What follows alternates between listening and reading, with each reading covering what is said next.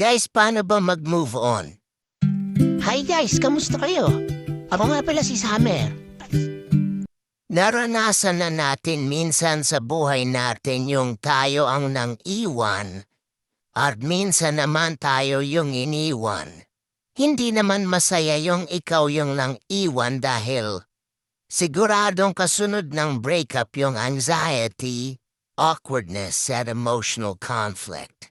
Kung sa isang seryosong relasyon ay ikaw ang nang iwan, hindi naman ibig sabihin nun na wala ka ng puso. Masakit siyempre na makitang nasasaktan ng taong mahal mo kahit naniniwala ka na tapos na ang relasyon ninyo. Pero kapag yung ikaw ang iniwan, nako, ibang level ng sakit na yan.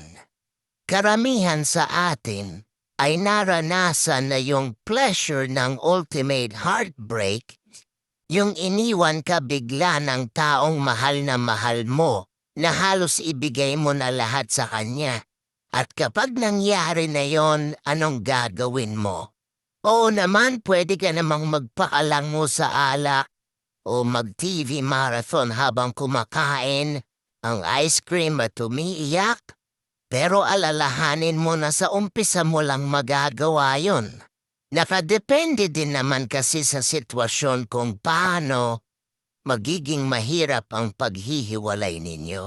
Kung galing ka sa isang romantic relationship, mararamdaman mo siyempre yung pagkawala ng tiwala mo sa kanya. Nandyan din yung makakaramdam ka ng kahihiyan at galit. Siguro naniwala ka na kayo na talaga ang para sa isa't isa pero hindi naman pala. Naiisip mo tuloy minsan na baka may mali sa'yo kaya naghanap siya ng iba. Pero once na matapos na yung sakit, galit at kabigo ang naramdaman mo, maaari mo nang tingnan ang sitwasyon sa mas reasonable na paraan. Kung maswerte ka, pwede mong tingnan ito bilang isang pagkakataon kung saan matututo kang makapag-isip ng paraang pwedeng makatulong sa'yo sa susunod. Pero kung close relationship lang ang meron kayo, mas madali mong matatanggap yung katotohanan na tapos na talaga kayo. Mas madali mong malalaman kung may mga pagkakamali ba sa relasyon ninyo na hindi mo napansin. At pwede din na makapag-decide ka kaagad na mas mabuti kung mag-isa ka lang.